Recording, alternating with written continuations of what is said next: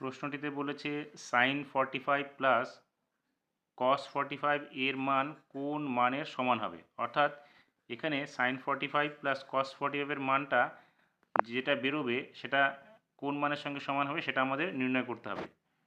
আমরা এখানে sine 45 plus cos 45 equals to লিখতে পারি সাইন 45 এর মান হচ্ছে 1/√2, তাহলে এখানে আমরা লিখব 1/√2 প্লাস কস 45 এর মান হচ্ছে 1/√2।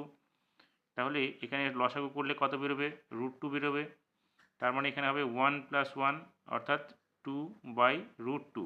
এই 2/√2টাকে আমরা এইভাবে লিখতে পারি 2 × √2/√2 × √2। তার মানে এখানে কত হচ্ছে 2 × √2/2।